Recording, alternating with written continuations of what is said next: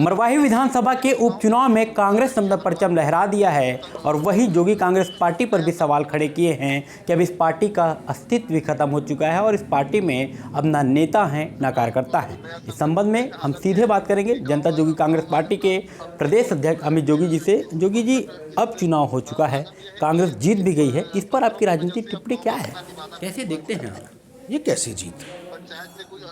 अगर मुझको हरा के जीतते, मुझसे चुनाव मैदान में लड़ते, तब तो जीत मानी जाती।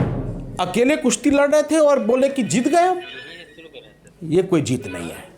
आपने भी तो समर्थन किया था भाजपा को, आप लास्ट टाइम में मार्गदर्शन भी दे रहे थे कि किस दिशा में लड़ना है, क्या नहीं लगा कि अब चूक हो गई? भाजपा को समर्थन देने का निर्णय हमने जब चुनाव का केवल एक दिन बचा था तब रात को लिया, और वो निर्णय राजनीतिक नहीं था, नैतिक था। एक पुत्र होने के नाते मैं सब कुछ बर्दाश्त कर सकता हूं, लेकिन मेरे पिताजी का अपमान बर्दाश्त नहीं कर सकता। मैंने मुख्यमंत्री जी से निवेदन किया कि आप मेरे पिताजी का अपमान को अपने प्रचार का केंद्र बिंदु नहीं बनाइए। उसके बावजूद वो लगातार बीजेपी के खिलाफ एक शब्द नहीं बोल रहे हैं, जिसके खिलाफ चुनाव लड़ रहे हैं। मेरे पिताजी के खिलाफ कुछ भी जो समझ में आ रहा है बोलते जा रहे हैं। तो इसीलिए अंतिम क्षण में मैंने भाजपा का नैतिक समर्थन करने का निर्णय लिया। कभी मैं उनके प्रचार में नहीं निकला, उनके क्या किसी के प्रचार में मैं नहीं निकला। मुझको, मेरी मां को पूरे प्रचार की अवधि में नजरबंद करके रखा गया। यहां के निर्वाचन अधिकारी ने यह बोल दिया कि अगर मेरी मां मार्केट में जाएंगी, लोगों से मिलेंगी, तो कोरोना फैल जाएगा। क्या ये कांग्रेसी जितने आए थे, 50 विधायक, 10 मंत्री, कोरोना की वैक्सीन लगा के आए थे कि उनके घूमने से कोरोना नहीं फैलता? और मुझको ये बोल दिया कि अगर आप निकलेंगे तो ये तो एक संगठित अपराध की श्रेणी में आ जाएगा। अब आरोप भी लग रहे हैं 20 साल के बाद इस सीट को, मरवाही को मुक्ति मिली है, झूठ, फरेब और जालसाजी के राज से मुक्ति मिली है। आप कैसे देख रहे हैं? मैं तो मुख्यमंत्री जी से यही पूछना चाहता हूं, अकेले चुनाव लड़ते रहे, पूरी सरकार की ताकत झोंक डाली, उसके बाद जो परिवार 20 साल से छल कर रहा था मरवाही के साथ, उसकी जीत का रिकॉर्ड क्यों नहीं तोड़ पाए? आपका भी एक सर्वे सामने आया, आपने मतगणना से पहले आपने एक सर्वे दिया, उसमें आपने बताया यहाँ कांग्रेस जीतेगी, यहाँ भाजपा जीतेगी, जोगी कांग्रेस के समर्थन के बाद। वो भी नहीं लगता आपके सर्वे भी ध्वस्त हो गए? देखिए, सर्वे सर्वा नहीं होता है। ये जो भारतीय जनता पार्टी के बूथ एजेंट बैठे थे, उनकी जानकारी के अनुसार ये सर्वे किया गया था। हमारे तो एजेंट तक नहीं बैठने दिए गए, ना मतगणना में हमारे एजेंट गए, ना मतदान में हमारे एजेंट रहे, ना प्रचार में हमारे कार्यकर्ताओं को निकलने दिया गया, ना हमको लड़ने दिया गया चुनाव। हर तरह के हथकंडे अपनाए गए।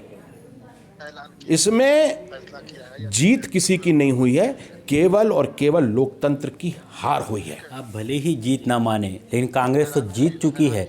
लेकिन आप क्या मानते हैं कि भाजपा से कहाँ पे चूक हुई है जो जीत पाने में आपके समर्थन के बावजूद जीत नहीं पाई? जो पिछले रिकॉर्ड की बात करें तो 27,000 वोट उसके पास था। क्या जीत पाने में आपके समर्थन के बावजूद कहाँ चूक हो गई? अंक गणित क्या कहता है आपका?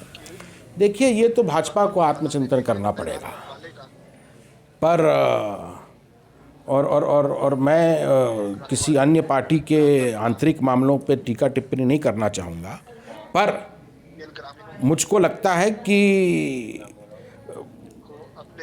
कई ऐसे मतदान केंद्र थे जहाँ पे उस राष्ट्रीय पार्टी के एजेंट तक नहीं बैठे।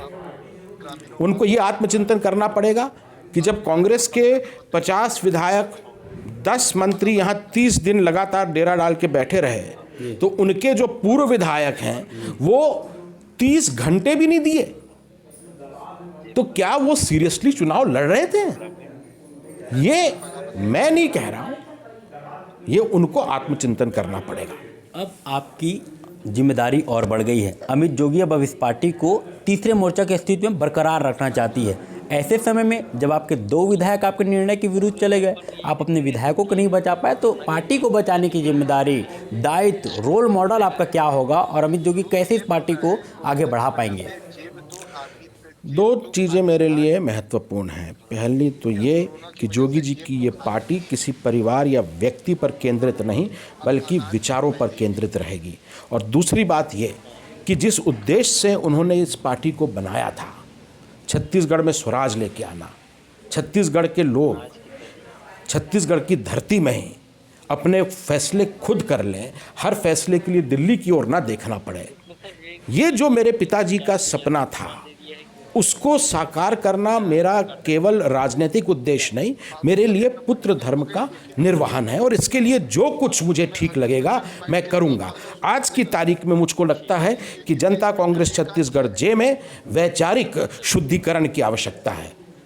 अब हमारी पार्टी में जयचंद और मीर जाफर जैसे लोगों की कोई जगह नहीं है। एक आखिरी टिप्पणी, आपका नामांकन रद्द हुआ, आपने कहा मैं कोर्ट में ऑलरेडी हूं, कोर्ट में चुनौती दूंगा, चुनाव तक को रद्द कराऊंगा। अब आपकी क्या टिप्पणी है? अब चुनाव क्लियर कट कांग्रेस के पास ये सीट चली गई है, अब आपकी टिप्पणी क्या है? न्यायालय की अपनी प्रक्रिया चलेगी और मुझे पूरी उम्मीद है कि ये जो इन्होंने कानून के साथ मखौल उड़ाया है उसका इनको मुंहतोड़ जवाब मिलेगा, न्यायालय से भी जवाब मिलेगा और जनता की अदालत से भी जवाब मिलेगा जब बहुत जल्द मरवाही में फिर से चुनाव होंगे। तो बहुत जल्द मरवाही में एक बार फिर से चुनाव होगा, मुझे अदालत में न्याय जरूर मिलेगा और अब इनकी पार्टी में शुद्धिकरण की आवश्यकता है जिसमें मीर जयचंद और मीर अहमद की ज़रूरत उनको नहीं रहेगी। लेकिन देखना दिलचस्प होगा कि अभी अमित जोगी इस पार्टी को बचा पाने के लिए आगे रणनीति अपनी किस तरह से तैयार करते हैं। कैमरामैन कैलाश यादव के साथ संदीप करिहार, INS 24x7 मरवाही।